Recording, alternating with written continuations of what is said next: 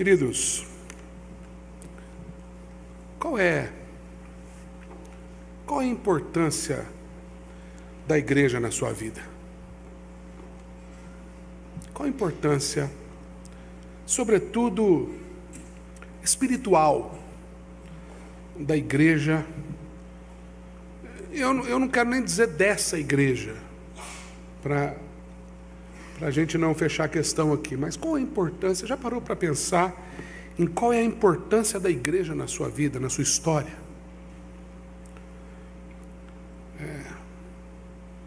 Se você me permite, eu tenho uma história, eu já compartilhei algumas vezes, alguns trechos, mas eu tenho uma história pessoal, uma história, na verdade, de fé, que se confunde com a igreja. Lembrança mais antiga que eu tenho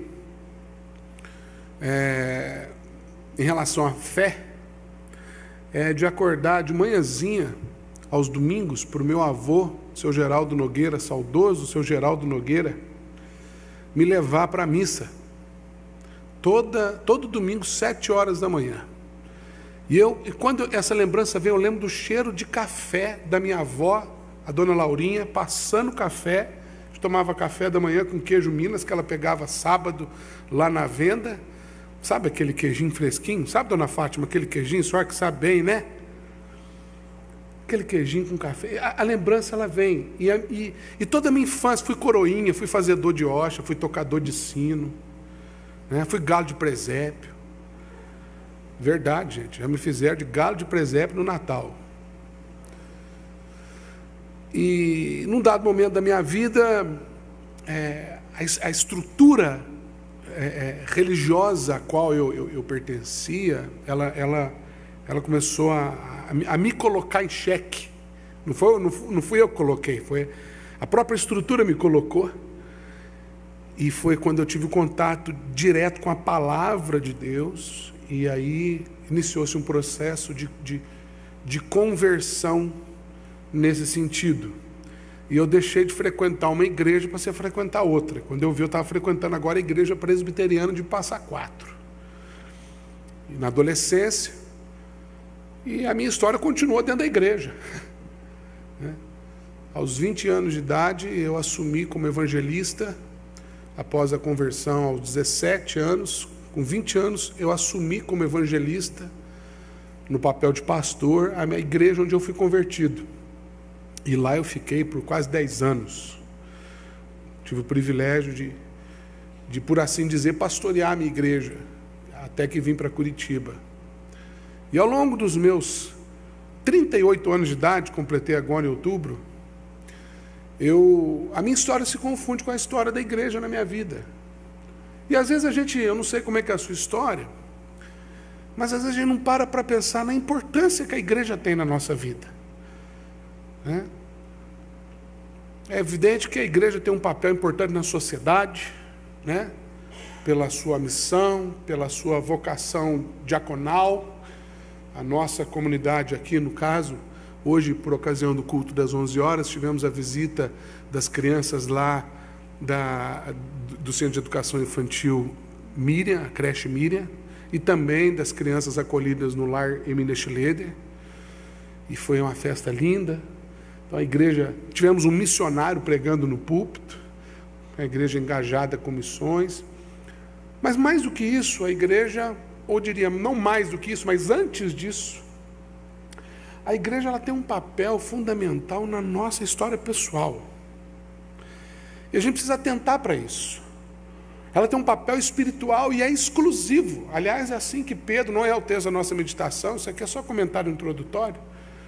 Pedro, quando ele fala para a igreja, numa das suas cartas, ele diz: vós, a igreja, sois raça eleita, sacerdócio real. Olha essa expressão, povo de propriedade exclusiva de Deus, a fim de proclamardes as virtudes daquele que vos chamou das trevas para a sua maravilhosa luz. Vós sim que antes não erais povo, agora sois povo de Deus. Vós que não havíeis alcançado misericórdia, agora alcançastes misericórdia. 1 Pedro 2, versículo 9 e 10. Que texto maravilhoso acerca da igreja, né? Mas a história do cristianismo ou da fé cristã, da nova era, por assim dizer, depois de Cristo, ou a partir de Cristo, ela se confunde com a história da própria igreja. E há um texto, na verdade, são dois textos que eu queria convidar você para ler comigo, bem curtos. Primeiro, abra sua Bíblia lá no Apocalipse. Apocalipse, capítulo 1, nós vamos ler os 3 primeiros versículos. Apocalipse, capítulo 1, de 1 a 3. E dentro mesmo do livro de Apocalipse, eu quero convidar você depois a ler comigo, se você quiser já ir abrindo para preparar aí a sua Bíblia. Lá no finalzinho, capítulo 22, nós vamos ler o versículo 13.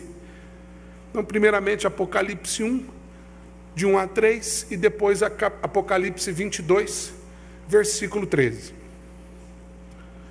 Vamos falar sobre a importância da igreja na nossa vida.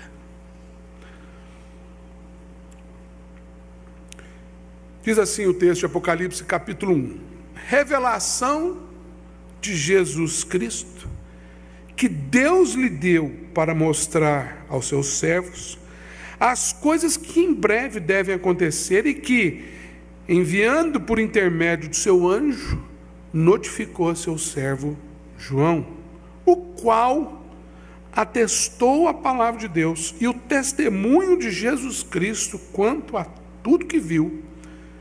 Bem-aventurados aqueles que leem e aqueles que ouvem as palavras da profecia e guardam as coisas nela escritas, pois o tempo está próximo. Marque o texto e vá lá no finalzinho do primeiro para o último capítulo. Apocalipse 22, versículo 13. Eu sou o Alfa e o Ômega, o primeiro e o último, o princípio e o fim. Ó Alfa, ó Ômega, ó primeiro e último, princípio e fim, ó Deus Todo-Poderoso, acabamos de ler a Tua Palavra.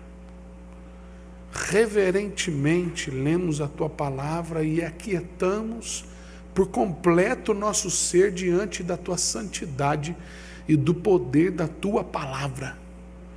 Clamamos a Ti, Senhor, quebrantados na Tua presença, para que o Senhor tenha misericórdia e fale conosco, como lá no começo do culto nós cantamos, queremos Te ouvir falar.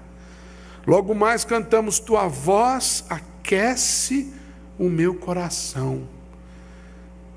Doravante, Senhor, que não seja este instrumento limitado, mas o Teu Santo Espírito Todo-Poderoso a ministrar a Tua igreja. Em nome para a glória de Jesus. Amém. Graças a Deus. A história do cristianismo é uma história complexa, cheia de mistérios, por assim dizer, né? Mas também é uma história bastante pesarosa, especialmente nos primeiros anos da igreja, quando o cristianismo não era nem ismo, eram só os cristãos, eram os do caminho. E a história vai nos lembrar que após a descida do Espírito Santo, especialmente esse marco, que foi a última promessa de Jesus, lá em Atos capítulo 1, versículo 8, quando disse que o Espírito Santo desceria e ia revestir a igreja, investir a igreja de autoridade e poder, a partir dessa presença perene de Deus, o Santo Espírito. Então, os apóstolos começam a pregar, multidões começam a conhecer a Cristo, igrejas começam a ser plantadas por todo o velho mundo, o Império Romano passou a favorecer muito o crescimento e o avanço da igreja por questões políticas, especialmente no tocante ao protagonista entre os gentios e no contexto romano, o apóstolo Paulo. E a igreja foi crescendo, a igreja foi avançando, mas num dado momento, o próprio Império Romano não era sacro ainda, perdão, o próprio Império Romano, sacro vai bons anos depois, se deu conta, falou, gente, nós precisamos fazer um negócio com esse povo aí, ué. Você mata um crente hoje, amanhã aparece 5, é igual motoboy em São Paulo, já viu? Um é atropelado hoje, parece 5 novos amanhã, é um negócio louco, esses dias passando por lá, aquele trânsito maluco, nunca vi um negócio desse, brota do nada, né? Então o imperador Nero, diz a história, resolveu botar fogo em Roma. Quando ele bota fogo em Roma, ele tinha um bom álibi, que de todos os bairros de Roma, um bairro não pegou fogo.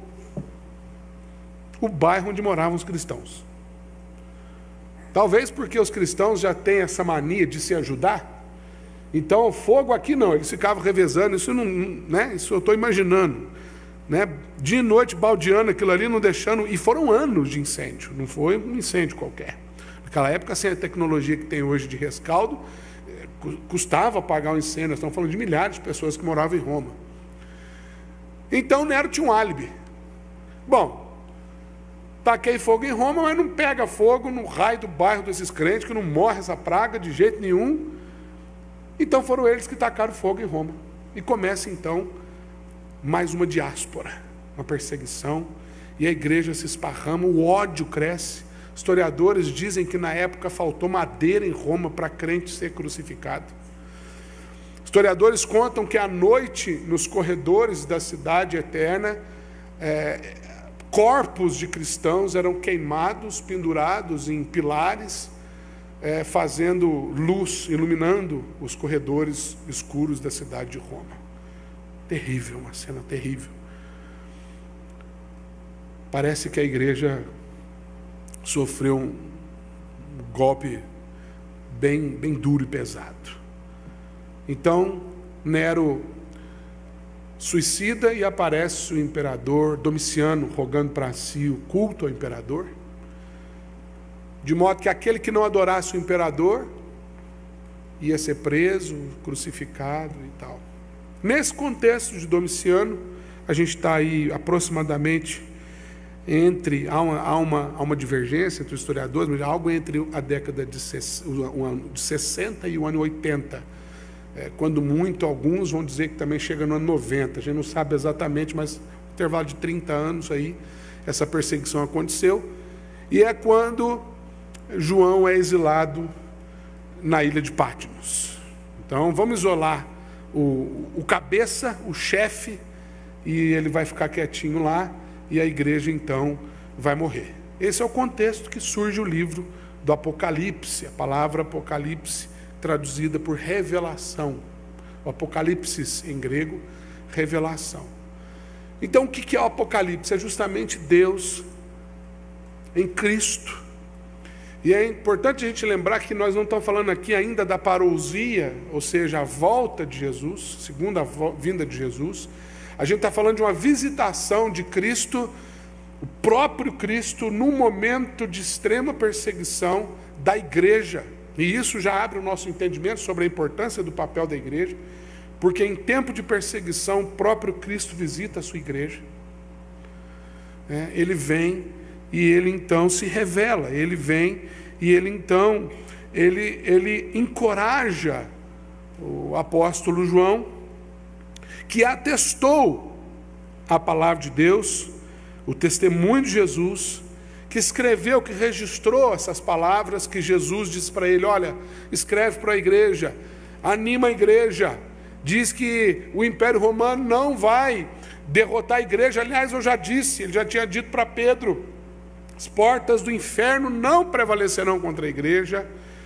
E então você tem cerca de 85% de todo o conteúdo do Apocalipse, ele é exclusivamente voltado para aquele tempo, para aquele contexto, embora numa linguagem figurada, na grande maioria, Mas a maior parte do conteúdo de Apocalipse é referente àquele tempo, àquela tribulação. Evidentemente que isso serve para nós de testemunho por todo o tempo, assim como é toda a Bíblia Sagrada. Então, Cristo visita João para dizer: eu estou no governo da igreja. E a primeira coisa que a gente precisa entender aqui nessa noite, com essa introdução gigantesca,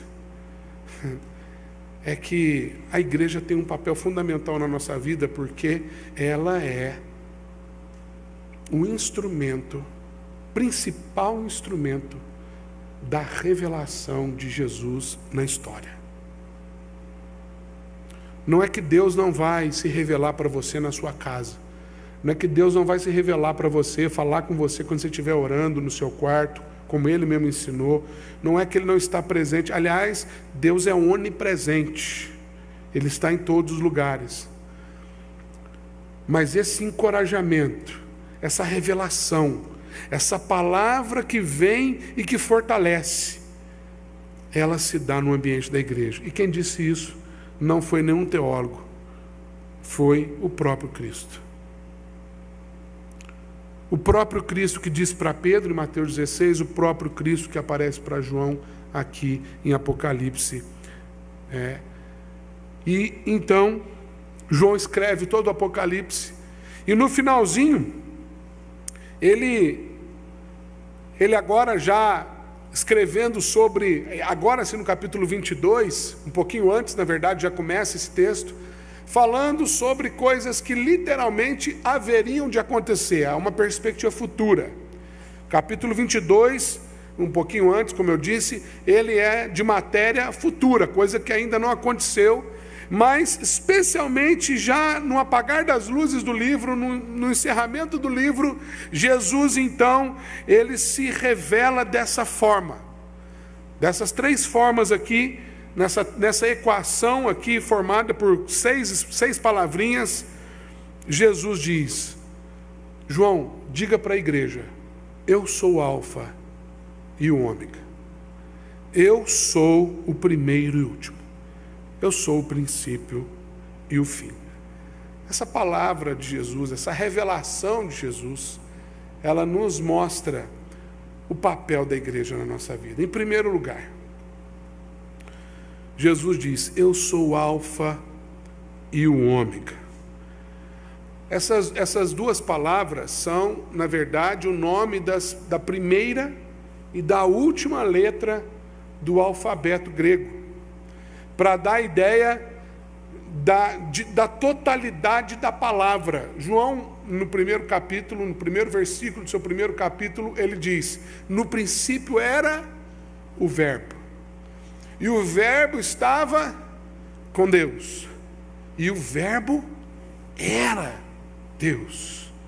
Então Jesus aqui está repetindo isso para o mesmo João, dizendo: eu sou o Logos, eu sou a palavra, eu sou a primeira letra, a última letra, eu é que digo como é que as coisas começam e como é que as coisas vão terminar. Eu é que tenho a caneta da história nas minhas mãos, eu é que escrevo cada um dos seus dias, quando nenhum deles foi escrito e determinado ainda, como Davi nos ensina no Salmo 139. Então, em primeiro lugar, a igreja tem um papel fundamental na nossa vida, porque a igreja nos apresenta o roteiro da vida. É na igreja que a gente percebe os caminhos da história. É na igreja que as histórias são contadas de uma maneira que histórias trágicas se apresentam como testemunho de graça. É só na igreja que isso acontece. É gente que chega para confessar pecado e na confissão existe cura. É só na igreja que isso acontece. E veja, quando eu falo igreja, é importante que você entenda a igreja universal, não do reino de Deus, mas a igreja universal no sentido pleno da palavra, a igreja de Jesus, onde Jesus habita. É ali que a gente percebe o roteiro. o alfa, o ômega, é onde Cristo nos traz a sua palavra. Lá no primeiro capítulo, a gente vê ele dizendo assim: bem-aventurados aqueles que leem. Versículo 3, bem-aventurados os que leem a palavra. A igreja é proclamadora da palavra de Deus. E por assim dizer, a palavra de Deus tem um lugar, não é fundamental, é essencial. A palavra de Deus é tão importante na nossa vida, e a gente às vezes acha que a Bíblia é um livro de doutrina. Às vezes a gente acha que a Bíblia é um livro de religião. É muito mais do que isso, queridos. A Bíblia, ela começa dizendo que o universo foi formado pela palavra de Deus. Não é assim que começa a Bíblia? No princípio Deus criou o céu e a terra era sem forma e vazia, havia trevas sobre a face do abismo, o Espírito Santo se movia sobre as águas, um caos, uma confusão geral. E aí vem o versículo 3 e diz o que para nós? Então, disse Deus: haja luz, e houve luz. E a partir dali Deus vai dizendo, Deus vai falando, porque Ele é o alfa e o ômega, é Ele que diz. É Ele que diz sobre a sua vida. É Ele que vai dizer para você se já acabou, se não acabou o tempo da tribulação. É Ele que vai dizer para você por onde que você deve andar. É Ele que vai dizer para você se é tempo de chorar, se é tempo de sorrir, se é tempo de abraçar, se é tempo de afastar de abraçar. É Ele que diz, porque a palavra é dele. E a igreja, ela é proclamadora dessa palavra, desse Cristo que é a palavra. E aí eu quero abrir um parênteses. No entanto, queridos, tem muita gente, inclusive aqui nessa noite, eu tenho certeza, que acha que a palavra, apesar de a igreja ser proclamadora da palavra, a palavra acha que a palavra só é para ser lida só na igreja. Porque acha que igreja é isso aqui. Rua Comendador Araújo, número 343. Acha que igreja é isso. Só que igreja no conceito de Jesus é o seguinte: onde estiverem 2 ou 3 reunidos no meu nome, eu ali estarei. A igreja de Jesus é o seguinte: entra no teu quarto, fecha a porta e ora, o teu pai que está em secreto, e o teu pai que está em secreto vai ver a sua oração e vai estar lá com você. É uma igreja. Dentro da fornalha, onde era para morrer todo mundo queimado, apareceu o quarto elemento, tinha uma igreja. A igreja do fogo, literalmente. Né? Igreja. Igreja, onde tem gente com a palavra, ali está a igreja. Mas é necessária a palavra. Por isso Jesus lembra a sua igreja: bem-aventurados os que leem. Eu sou o alfa e o ômega. Mas Jesus também diz: eu sou o primeiro e o último. Lá no capítulo 1 ele diz: bem-aventurados os que leem e os que ouvem. Ouvir tem a ver com compreender e não com escutar. Não se trata do aparelho auditivo, mas se trata da capacidade cognitiva. Tem muita gente que escuta, mas não ouve. Por isso que a Bíblia é repleta da seguinte expressão: quem tem ouvidos para ouvir, ouça. Não é para escutar, é para ouvir, é para entender, é para compreender. E aí a gente entende isso quando Jesus diz: eu sou o primeiro e o último. E aqui tem 2 palavras gregas interessantes, que são as palavras protós e eschaton. Protós é a ideia de protótipo, e eschaton é a ideia do resultado, da conclusão. Então, se a gente tem um protótipo e a gente tem uma conclusão, a gente tem então um modelo. E aí a segunda importância da igreja: no primeiro lugar, a igreja nos oferece o roteiro; no segundo lugar, a igreja nos oferece um modelo de como viver. Por isso é necessário ler e ouvir e compreender e assimilar e encarnar a palavra de Deus. Essas coisas acontecem na igreja. E a igreja tem um papel de fazer isso. Se algum dia você que é membro dessa igreja, eu vou dar um tiro no pé aqui na presença de presbíteros e pastores, se algum dia você começar a vir nessa igreja e não te for oferecido através da palavra o roteiro e o modelo para você viver a partir de Cristo Jesus, o dia que você chegar aqui e não mais ouvir a palavra de Deus e qualquer outra coisa, você precisa nos procurar e dizer: essa igreja saiu do seu propósito, ela deixou de ser igreja. Mas enquanto houver pregação da palavra de Deus, enquanto tiver gente lendo e ouvindo a palavra de Deus, a igreja vai continuar sendo um referencial, especialmente em tempos difíceis. E deixa eu abrir um parênteses para você. A gente está vivendo um momento muito conturbado, especialmente no que diz respeito a princípios e valores. A igreja e tudo aquilo que a gente chama de fé cristã nunca esteve, de acordo com os sociólogos aí, nunca esteve tão abalado no sentido de ser confrontado com valores que são levantados pela sociedade contemporânea como nos tempos atuais. Essa cultura fundamentada no virtual tem estabelecido cada vez mais o isolamento, especialmente dos protagonistas dessa nova geração aí, os adolescentes e jovens. E você que tem filhos nessa faixa etária, acha que não precisa trazer eles na igreja, basta você instalar no seu iPad um aplicativo que ensina a Bíblia e está tudo certo. Não é não. Não é não. O papel da igreja ainda não foi substituído por nenhum aplicativo. A comunhão continua sendo o principal instrumento de transformação na vida das pessoas que frequentam a igreja. Mas para isso você precisa ler e ouvir. Para isso você precisa ouvir Jesus dizendo: eu sou o alfa e o ômega, mas eu sou o princípio, o primeiro e o último. Ele nos oferece um modelo. Enquanto todo mundo está oferecendo para nós um modelo outro, a igreja vai levantar e dizer assim: não, esse não é o nosso modelo. O modelo que nós temos é esse aqui. Ah, não, mas aqui a gente adota, não, se vira, porque é aqui que vai ser e o modelo é esse. Ah, não, mas então não vai ficar aqui, então não fico aqui.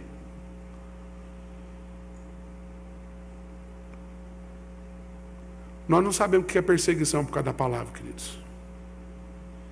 Você não sabe, eu não sei. No Brasil a gente não tem ideia do que é isso. Mas do outro lado do mundo, tem gente perdendo família, literalmente perdendo pai, mãe, filhos. Você conhece um pouquinho a missão de apoio à igreja sofredora, que a gente tem com muito carinho aqui acolhido na nossa comunidade? Testemunhos os mais diversos, de pessoas que são obrigadas a deixar, às vezes até uma vida muito confortável do outro lado do mundo, e tem que sair para preservar a própria vida, porque dizem: não, aqui não. Aqui não. Nesse modelo que você quer viver, dentro dessa fé que você tem, aqui não vai. Mas em outros aspectos, nós estamos sendo sim perseguidos e confrontados no nosso modelo e não estamos dando conta. A gente acha que está tudo bem, mas não está tudo bem não. Precisamos ouvir Cristo dizendo: eu sou o primeiro e o último, não há outro além de mim. Em terceiro e último lugar, a igreja oferece o roteiro, a igreja oferece o modelo.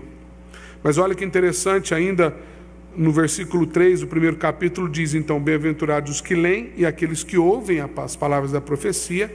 E ele termina dizendo: os que guardam, bem-aventurados os que guardam as coisas nela escritas, porque o tempo está próximo. E Jesus termina dizendo: eu sou o alfa e o ômega, o primeiro e o último. E agora surgem as palavras: eu sou o princípio e o fim. Do grego arquê, para princípio, e do grego telos, para fim. Arquê dá a ideia do fundamento, do arquétipo, aquilo que norteia. E a palavra telos, que está como fim aqui, não aponta para finalidade, não aponta para encerramento, mas para finalidade, o objetivo, ou o propósito. E é por isso que, em terceiro lugar, a igreja também nos revela os propósitos de Deus. Presta atenção aqui, deixa o Espírito Santo falar uma coisa para você, em nome de Jesus. A Bíblia não oferece resposta para tudo.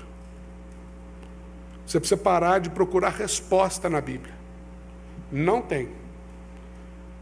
Se na Bíblia tivesse resposta para tudo que acontece na vida, e eu já vi muito pregador pregando isso.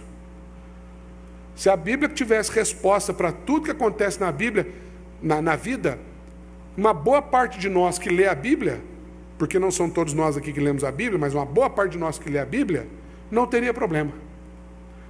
Ou estaria enfrentando melhor as adversidades.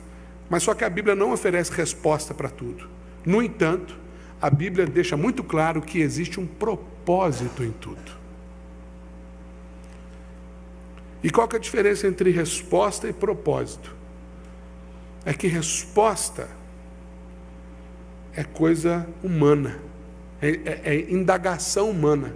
E propósito é direção divina. Quem quer resposta quer, na verdade, que as coisas se resolvam do seu próprio jeito. Mas a Bíblia nos revela que nem sempre a nossa forma é a melhor forma. Deus sempre tem um propósito. E o propósito de Deus às vezes inclui tempo de chorar, tempo de perder, tempo de sofrer.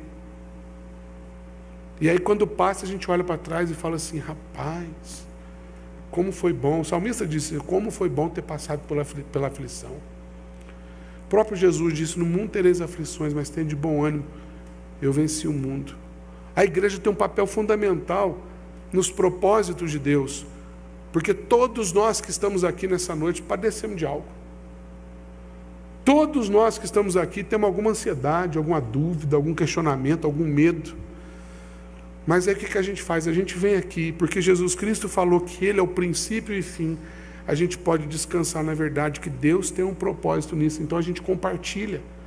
E quando a gente chega aqui e começa a compartilhar o nosso coração, de repente vem um irmão que nem fazia parte da conversa, e ele está passando assim, ele fala, eu ouvi você falando sobre isso, deixa eu contar uma coisa para você. Semana passada aconteceu comigo, e Deus me visitou, e ele falou, e aí a gente sai encorajado. Isso é coisa que acontece dentro da igreja. Então a igreja tem um papel fundamental na nossa vida, queridos. E eu quero encorajar você, não desista da igreja não. A igreja tem problema. A igreja tem desafios. A igreja é feita de gente. E gente limitada como eu e você. Às vezes a gente acha que o pastor não tem problema, que o presbítero não tem problema, porque são líderes, onde se viu. Já viu o negócio? Qualquer criança pode fazer bagunça na igreja, menos filho de oficial da igreja. Já viu isso, não? É ou não é? Né, Marcelo? Qualquer criança pode chegar aqui e arrancar esses enfeites tudo aqui. Se vem Isabela e arranca, amanhã a conta está lá na minha mesa. Estou brincando, não tem conta não. Mas que eu vou ouvir, a filha do pastor, quem que é aquela menina? É a filha do pastor. A filha do pastor? Mas ele não está educando essa menina. É impressionante como é que funcionam as coisas. A igreja tem problema, a igreja tem desafio. Antes fossem esses os problemas. Mas a igreja continua sendo aquela para quem Cristo visita, a quem Cristo visita na tribulação e diz, eu estou no governo da história. Então, quero encorajar você. Se de repente a sua vida está meio conturbada, talvez não como a de João, porque João estava com um problema um pouco mais grave que o nosso, né?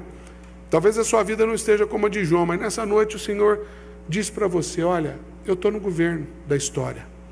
Vem para a igreja. A igreja vai oferecer o roteiro. A igreja vai te dizer o modelo. E a igreja vai indicar o propósito.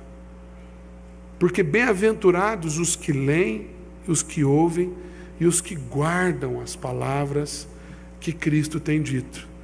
Por isso a igreja não pode deixar de pregar, a igreja não pode deixar de proclamar, mas dentro da igreja a gente não pode deixar de compartilhar, a gente não pode deixar de dividir, a gente não pode deixar de encorajar. Esse é o papel fundamental da igreja na nossa vida. e de repente a nossa história acaba se confundindo com a história da igreja. Que Deus abençoe essa igreja e a sua casa, onde você estiver, que seja também uma igreja para proclamar essas verdades maravilhosas, em nome de Jesus. Amém, queridos?